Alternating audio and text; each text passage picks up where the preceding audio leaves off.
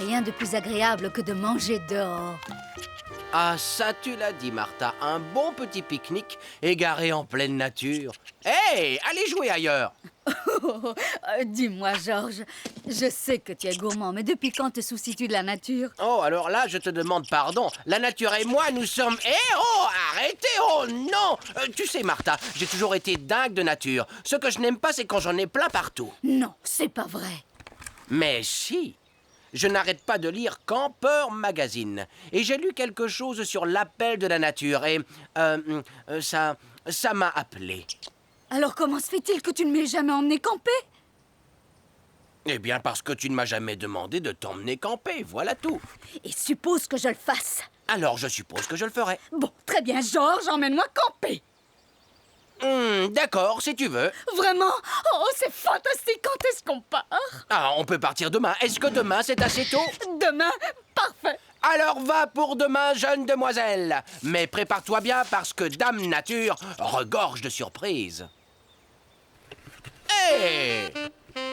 On va faire du camping, on va dormir à la belle étoile. Martha, tu es prête? Oui, j'arrive. Oh, mais J'ai été obligé de laisser le traîneau et les après-ski chez moi. Mais bon, tant pis.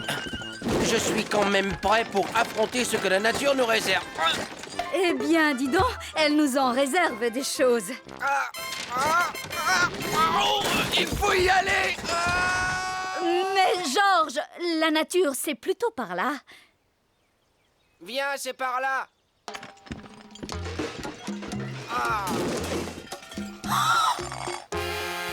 Oh non. Tout va bien.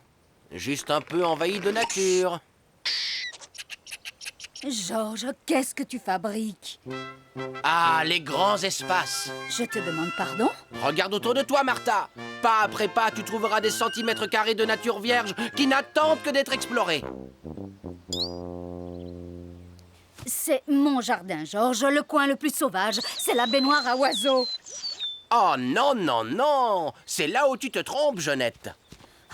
Très bien, Louveteau, Georges, explique-moi. Bien, il y a ton arbre et aussi l'air pur. Et aucun autre campeur à des kilomètres à la ronde. Bonne remarque. Bon, allez, Georges, il faudrait peut-être planter le camp. Je veux installer mon hamac avant la nuit. Ça, c'est ce qu'on appelle le vieil esprit scout.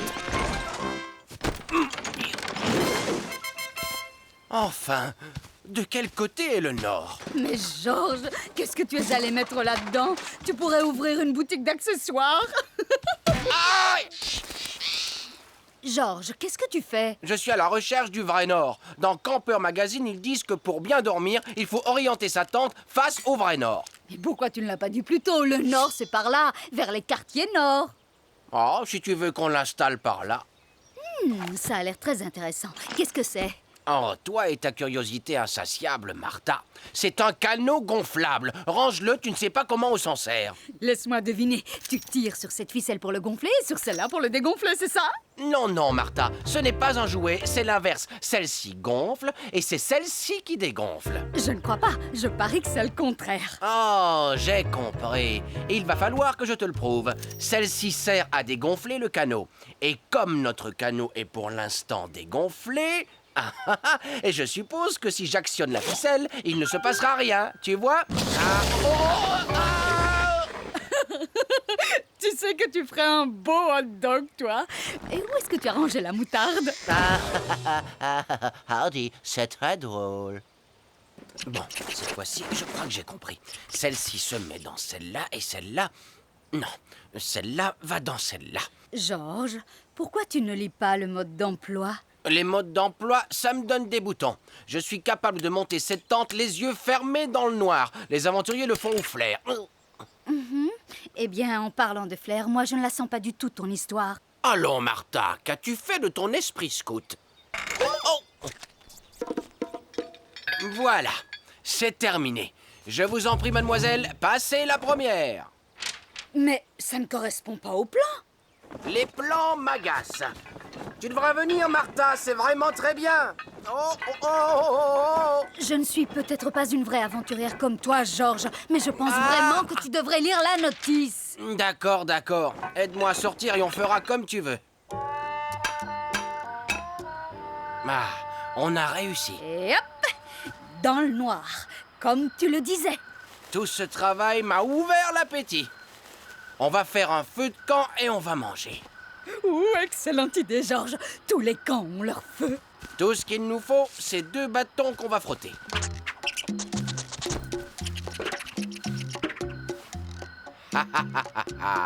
Martha, regarde et apprends. Allez, bâton. Allez, un peu de nerf. Allez, bâton. Oh. C'est un très joli feu, Georges. L'avantage de camper dans son jardin, c'est de pouvoir utiliser son barbecue. Allez, à table. Hé! Bande de sales petits voleurs! Oh!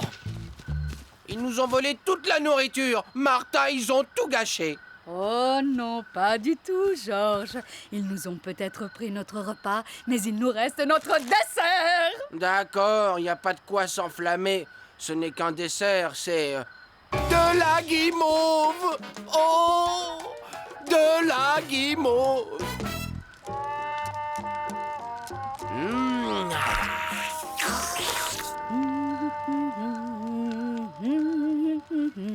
Écoutez l'un d'eux qui sur son banjo rythmait leur mortel ennui. Au pays du soleil de minuit, y a pas de soleil en Alaska. Ouchi, ouchi, ouchi, wa, wa, wa, sur la banquise. De mimosa, pas de petits moutons, moutons sur le gazon, pas de rutabaga, pas de bouillon gras. Umbala, umbala, umbala, umbala, umbala, umbala, umbala. Ouais. Umbala, umbala, umbala, umbala, umbala, umbala. Sonnez les matines, ding, dang, dong. Oh, c'est vraiment chouette. Martha, c'est super le camping. Et voici le moment que je préfère quand je fais du camping. Les histoires d'horreur. Ah! Enfin, je veux dire, chouette. Mais une qui fait très peur. Ouh, ne t'inquiète pas, c'est un vieux conte qui s'appelle L'homme qui avait les dents molles.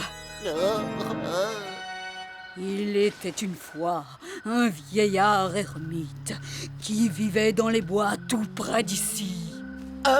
Comment ça, près d'ici? Ouh, très près d'ici. Il vivait tout seul et n'avait jamais parlé à personne. Et personne ne l'avait jamais vu parce qu'il ne sortait que la nuit. Oh!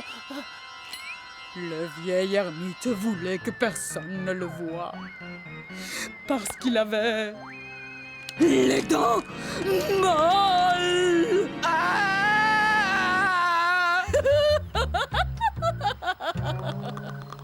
Oh, tu es malade, Martha.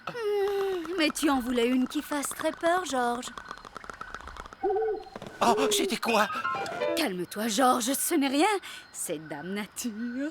Bien sûr, oui, tu as raison. Allonge-toi et profite de l'instant. Oh, tu sais, je n'avais jamais encore regardé les étoiles comme ça. Moi non plus. Et c'est magnifique. Waouh! Tu as vu ça? Quoi? Une étoile filante, Où ça? Où ça? juste devant, là. Attends, ça y est, je crois que je la vois. Vite, fais un vœu. Non!